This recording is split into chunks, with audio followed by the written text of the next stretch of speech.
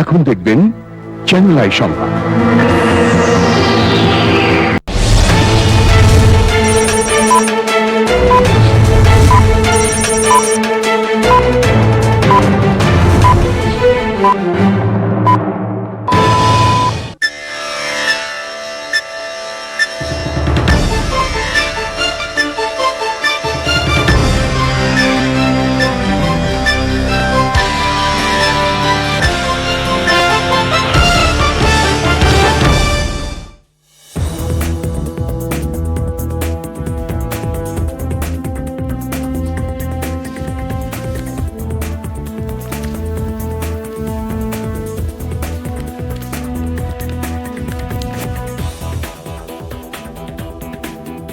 আসসালামু আলাইকুম। Channel I সংবাদে সবাইকে আমন্ত্রণ জানাচ্ছি। আমি সোহেল ফয়সাল। আর বিস্তারিত সংবাদের শুরুতেই জানিয়ে দিচ্ছি ফ্রেশ প্রিমিয়াম টি সংবাদ শিরোনামগুলো। রাইসি নিহত হওয়ার ঘটনায় যুক্তরাষ্ট্র দায়ী বলছে রাশিয়া। ইরানের সর্বোচ্চ নেতার সম্ভাব্য উত্তরসূরিদের তালিকায় খামেনির ছেলের নাম। মার্কিন নিষেধাজ্ঞায় অসম্মানিত ও স্তম্ভিত আজিজ আহমেদ দেশি বিদেশি মিথ্যা আক্রোশের শিকার হয়েছেন বলে দাবি।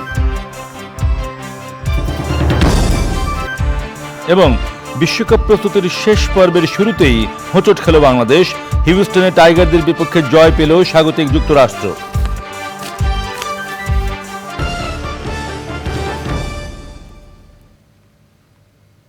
প্রিয় দর্শক, সংবাদ শিরোনামগুলো জানাচ্ছিলাম। এখনকার সংবাদ আয়োজন একই সঙ্গে চ্যানেলের ইউটিউব চ্যানেলে এবং চ্যানেলের ওটিটি প্ল্যাটফর্ম আই স্ক্রিনে লাইভ স্ট্রিম হচ্ছে। এখন যাচ্ছি বিস্তারিত সংবাদে। হেলিকপ্টার দুর্ঘটনায় ইরানের প্রেসিডেন্ট ইব্রাহিম রাইসি নিহত হওয়ার ঘটনায় মার্কিন যুক্তরাষ্ট্রকে দায়ী করেছে রাশিয়া।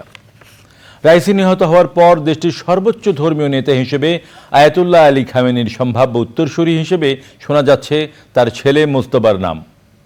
তাবরিজ শহরে মঙ্গলবার রাইসির প্রথম জানাজার নামাজে অংশ নেন লাখো মানুষ। দ্বিতীয় জানাজার নামাজের জন্য আজ তেহরানে নেওয়া হবে তার মরদেহ। প্রেসিডেন্টের মৃত্যুর 50 দিনের মধ্যে নির্বাচনের আইনি বাধ্যবাধকতা থাকায় 28শে জুন ইরানের প্রেসিডেন্ট নির্বাচনের তারিখ ঘোষণা করা হয়েছে। রাইসি সহ অন্যদের মৃত্যুতে বাংলাদেশে একদিনের রাষ্ট্রীয় শোক ঘোষণা করেছে সরকার। তাহফিমুল ইসলাম সুজনের রিপোর্ট। হেলিকপ্টার দুর্ঘটনায় রাইসি নিহত হওয়ার পর তার মৃত্যুর রহস্য নিয়ে চলে নানা জল্পনা কল্পনা। শুরুতে এই দুর্ঘটনার জন্য ইসরায়েলকে সন্দেহ করে ইরান, পরে এই দুর্ঘটনা তাদের কোনো হাত নেই বলে স্পষ্ট করে নেতানিয়াহু প্রশাসন। এবার রাইসির মৃত্যুর জন্য খোদ যুক্তরাষ্ট্রকে দায়ী করেছে রাশিয়া।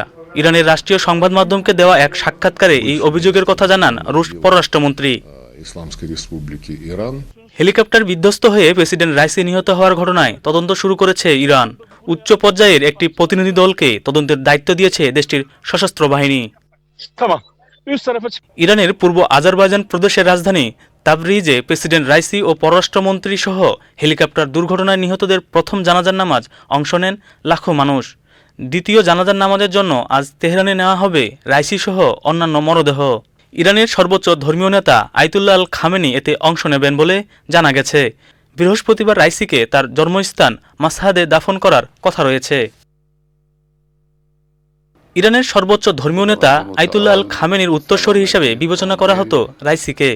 রাইসি নিহত হওয়ার পর আলোচনায় সর্বোচ্চ নেতার সম্ভাব্য উত্তরসূরিদের নিয়ে, যে তালিকায় রয়েছেন খামেনির ছেলে মুস্তফার নাম। নিহতদের প্রতি শ্রদ্ধা জানিয়ে বৃহস্পতিবার বাংলাদেশে একদিনের রাষ্ট্রীয় শোক ঘোষণা করা হয়েছে। 36 ঘন্টার জন্য আনুষ্ঠানিক শোক ঘোষণা করেছে কিউবা। রাইসির মৃত্যুতে শোক জানাচ্ছে বিশ্বের বিভিন্ন দেশ। তাফহিমুল ইসলাম সুজন, চ্যানেল আই। মার্কিন নিষেধাজ্ঞা নিয়ে সাবেক সেনাপ্রধান অবসরপ্রাপ্ত জেনারেল আজিজ আহমেদ বলেছেন, এই ঘটনা ব্যক্তি আজিজের একার অসম্মান নয়, এতে আরও অনেকেরই অসম্মান হয়েছে। শতভাগ পেশাদারিত্ব বজায় রাখতে গিয়ে দেশি বিদেশি মিথ্যা আক্রোশের শিকার হয়েছেন বলেও জানান তিনি। 2018 সালের নির্বাচনে সরকারকে ক্ষমতায় আনতে কোনো কাজ করেননি, সেনাপ্রধান হিসেবে নিরাপত্তা নিশ্চিত করেছেন জানিয়ে বলেন, আমেরিকার এই নিষেধাজ্ঞায় তিনি অসম্মানিত ও স্তম্ভিত। সোমা ইসলামের রিপোর্ট। 5 বছরের ভিসা ছিল, বিতর্ক আর সমালোচনা ছিল বহু আগে থেকেই, কিন্তু অবসরে যাওয়ার ৩ বছর পর আমেরিকা কেন তাকে ও তার পরিবারের সদস্যদের উপর নিষেধাজ্ঞা জারি করল, সেই প্রশ্নের জবাব নিজেই খুঁজছেন অবসরপ্রাপ্ত জেনারেল আজিজ। সৈনিক হিসাবে মনোবল বেশ কঠিন, তবে ব্যক্তি হিসাবে মার্কিন এই নিষেধাজ্ঞা জারিতে হতভম্ব তিনি।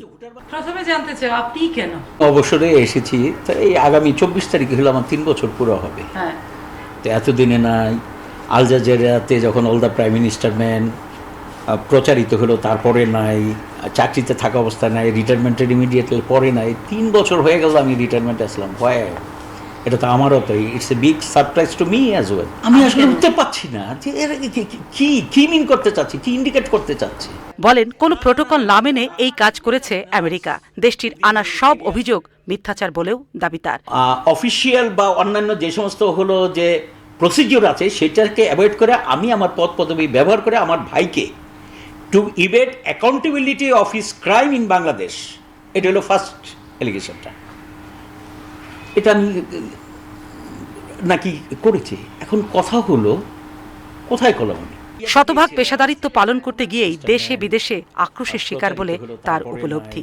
আমি যদি আমার দায়িত্বের প্রতি যে না, দেশে অরাজকতা হচ্ছে, আই মাস্ট অ্যাসিস্ট, পুলিশকে মারতাছে আমি যে তাদেরকে অ্যাসিস্ট করবো, এখানে হলো যে পেট্রোল বোমা মারতাছে ইয়ে করতেছে আমি অ্যাসিস্ট করবো, যা যদি ওখানে যদি আইন শৃঙ্খলার যদি কোনো জায়গায় যদি ইমপ্রুভ করে থাকে, তা আমি তো মনে করি যে I have perform my duties. স্পষ্ট জানালেন 2018 সালে জনতার ভোটে বর্তমান সরকার ক্ষমতায় এসেছিল। সেনাপ্রধান হিসাবে শুধু তিনি তার দায়িত্ব পালন করেছেন। ম্যান্ডেট যেটা ছিল as head of the organisation, আমি সেটাই করেছি এবং এই কাজ পালন করতে যায় আমি পুলিশ বলেন, আনসার বলেন, অন্য যারা ছিল সবাইকে আমি সহযোগিতা করেছি আমার বাহিনী, আমার অধীনস্থ বাহিনীকে দিয়ে। এই সহযোগিতার সুফল যদি কোনো কেউ যদি পেয়ে থাকে আর যদি এটা যদি কারো বিপক্ষে যায় থাকে, they should not blame me.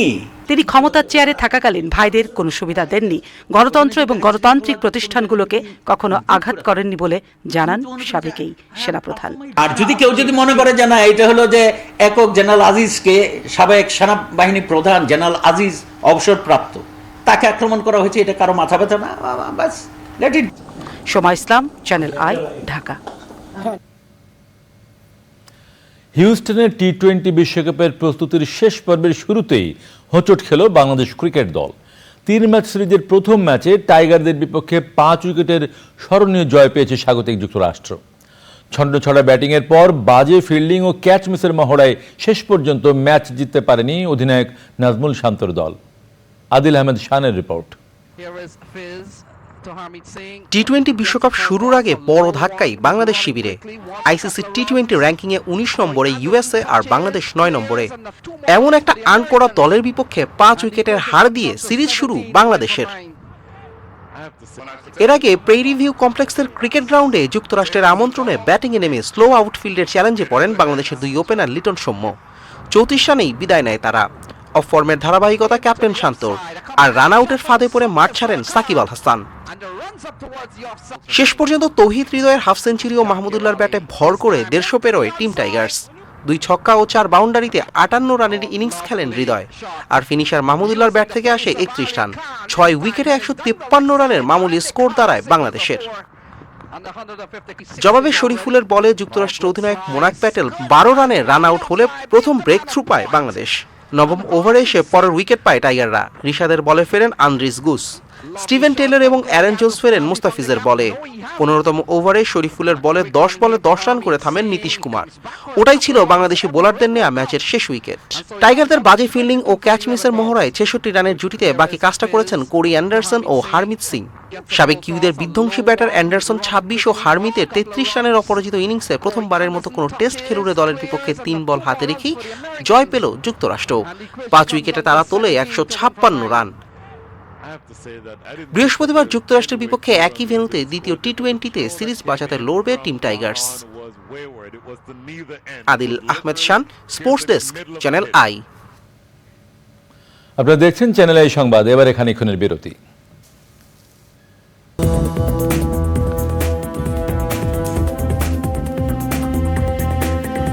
সংবাদে আবারও আমন্ত্রণ।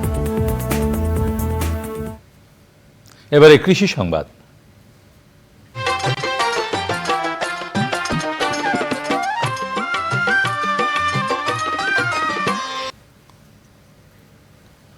দিনাজপুরের হিলিতে প্রথমবারের মতো দানাদার ফসল কিনোয়া ও চিয়া সিড আবাদ করে ভালো ফলন পেয়েছেন এক কৃষক।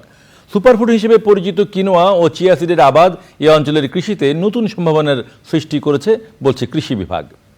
দিনাজপুর থেকে শাহ আলম শাহীর পাঠানো তথ্য ভিডিও চিত্রে সুদীপ্তা মাহমুদের রিপোর্ট।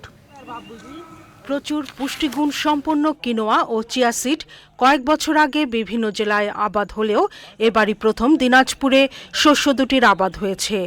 জেলার হাকিমপুর উপজেলার হিলির বোয়ালদার গ্রামের কৃষক শামীম খান আবাদ করেছেন কিনোয়া ও চিয়া সিড। এখন ফসল কাটা মাড়াইয়ের কাজ চলছে, সেই সাথে প্যাকেটজাত করে বিক্রির জন্য বিভিন্ন জায়গায় সরবরাহ করছেন। এই দুটো সুপারফুড চিয়া এবং কিনোয়া, এগুলোর পুষ্টিগুণ অনেক হাই এবং বাজারে এগুলো আর্থিক মূল্য বেশি। তো এটার লাইফ ট্রিটমেন্ট, সার প্রয়োগ সবকিছুই সরিষা আলুর সঙ্গে যায়। এটা একটা মধ্যবর্তী ফসল। এই মধ্যবর্তী ফসলটা যদি কেউ চাষ করে তাহলে সরিষা আলুর থেকে তারা অনেক বেশি লাভবান হবে। আমন ধান তোলার পর মধ্যবর্তী ফসল হিসেবে সরিষা চাষের মতো একই পদ্ধতিতে চিয়া সিড ও কিনোয়ার বীজ বপন করতে হয়। ফসল ঘরে তুলতে 60 থেকে 70 দিন সময় লাগে। প্রতি বিঘায় ফলন আসে 3 থেকে 4 মণ। এটার যে পুষ্টিগুণ সেটা কিন্তু অনেক উচ্চমান সমৃদ্ধ, কারণ এখানে হচ্ছে হাই প্রোটিন, কার্বোহাইড্রেট এবং এটা ফাইবার সমৃদ্ধ হওয়ার কারণে মানুষের আসলে পুষ্টির চাহিদা পূরণের পাশাপাশি তার রোগ প্রতিরোধ ক্ষমতা বাড়াতেও সহায়তা করে এবং এটা মানুষের যে পাকস্থলী আছে সেটার জন্য আসলে খুবই উপাদেয় একটা মানে খাবার বলা যায় এবং এটাকে সুপার ফুড বলা হয়। এই জন্য যদি আমাদের কৃষি বিভাগের কাছে আমাদের কৃষকরা আসেন তাহলে তাদেরকে আমরা বলবো যে এটা আপনার একটা ট্রায়াল প্লট হিসেবে করে দেখেন এবং তার পরবর্তীতে যদি সফলতা পেলে তখন আমরা এটা বড় পরিসরে করার জন্য তাদেরকে পরামর্শ প্রদান করব। কৃষকের মাঠ থেকেই প্রতি কেজি কিনোয়া ও চিয়া সিড 600 থেকে 800 টাকায় বিক্রি হচ্ছে। Sudipta Mahmud, channel I. এবারে প্রকৃতি সংবাদ।